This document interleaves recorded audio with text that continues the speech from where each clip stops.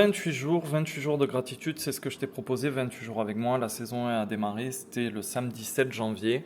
Et je poste ici pour garder en archive mes vidéos. Alors comment j'ai eu l'idée de ces 28 jours de gratitude? Pour être tout à fait franc avec toi, il faut que je remonte quelques années en arrière quand j'avais que 2 ou 3 bouquins au compteur. Euh, j'ai expérimenté la gratitude. Alors, toujours, hein, je vais être cash avec toi. Moi, je suis né ingrat. J'ai aucune prédisposition pour voir le merveilleux dans la vie, pour voir le positif, etc. Je suis plutôt exigeant et habitué à voir ce que je peux améliorer. Je le tiens de mon enfance de compétiteur. Je m'entraînais dur pour gagner des médailles. Et toutes mes victoires, finalement, je me les devais. Et j'ai transposé cette manière de penser en dehors d'une patinoire dans la vie réelle, jusqu'à ce que je croise finalement le concept de gratitude sur ma route, et ça s'est matérialisé par un livre que m'a offert ma mère. C'était La magie de Rhonda Byrne. Et j'ai trouvé ça tellement farfelu, New Age, hyper ésotérique pour moi. J'en ai lu quelques pages, j'ai décrété que c'était de la merde, je l'ai balancé dans un coin et j'ai repris ma petite vie. Mais du coup, ma petite vie a basculé, ironie du sort, quelques temps après. Je me suis flingué le dos, double hernie discale, coincé au lit, j'étais graphiste à mon compte, du coup je pouvais plus bosser. Et ma situation financière a dégringolé d'une manière fulgurante avec valse des huissiers, appel de la banque, le ventre noué, en fait tu connais tout ça. Et donc du coup, quand tu trouves le temps long, eh ben tu t'occupes, et j'ai rattrapé ce fameux bouquin et j'ai commencé à pratiquer la gratitude. Alors sans trop comprendre les tenants et les aboutissants, un peu scolairement en fait, j'ai fait ça, jusqu'à ce que j'arrive à cerner un petit peu le truc, ce qui marchait, ce qui résonnait en moi. Et au fil du temps, je vais dire en quelques semaines, quelques mois, admettons, ma vie a changé, mais du tout au tout. Et c'est pas un slogan de publicité, c'est-à-dire que j'ai vendu tellement d'exemplaires de mes bouquins que j'ai pu régler mes dettes, que j'ai pu vivre de ma plume en tant qu'auto-édité. C'était juste impensable. Et j'ai même évité l'opération. Coup de bol.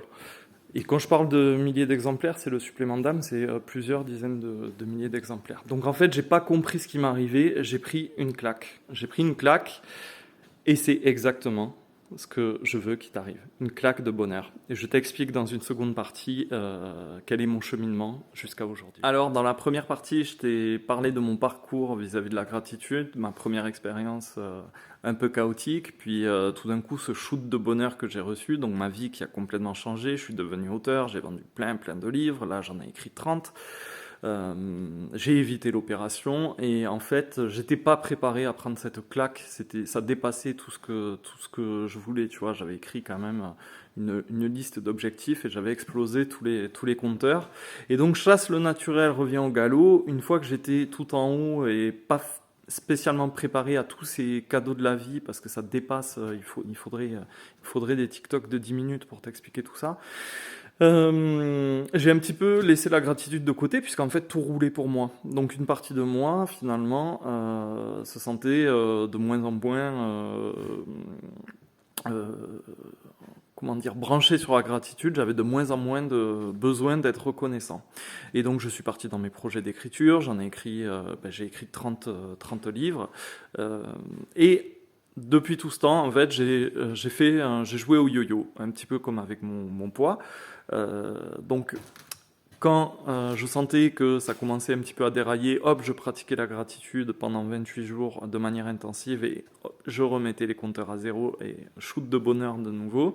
Et quand ça allait bien, et ben finalement, je laissais ça un petit peu de côté, voilà. Et il est arrivé ce qui est arrivé. On a pris une crise sanitaire en travers de la tronche comme un coup de pelle, et voilà 3 ans qu'on a beaucoup de raisons de se plaindre, d'être un petit peu anxieux, ou même beaucoup.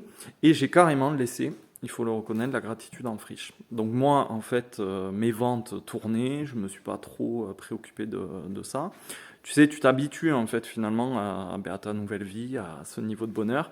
Et, euh, et vu que j'ai un naturel finalement de compétiteur, de performeur, je m'en suis un petit peu détourné pendant 3 ans. Et il se trouve que du coup, je vais te dire les choses très, très simplement, je suis un peu dans la même situation que toi, c'est-à-dire que je suis touché de plein fouet par la crise et en fait, là, mes livres ne fonctionnent pas si bien que ça, en tout cas pas pour vivre avec 3 enfants et une adorable petite femme. Donc j'ai décidé qu'il était temps là de reprendre la gratitude et plutôt que de le faire pour moi, vu que le monde va très mal, en fait, je veux partager avec toi cette montée vers ce shoot de bonheur. Donc si tu veux, plutôt que de pleurer sur mon sort et le fait que les finances là, c'est pas au beau fixe, etc. Je vois ça comme une occasion finalement d'être dans le partage et d'écouter ce que j'ai au fond du cœur. Ça fait très longtemps que j'ai cette idée et du coup tu peux me rejoindre sur WhatsApp.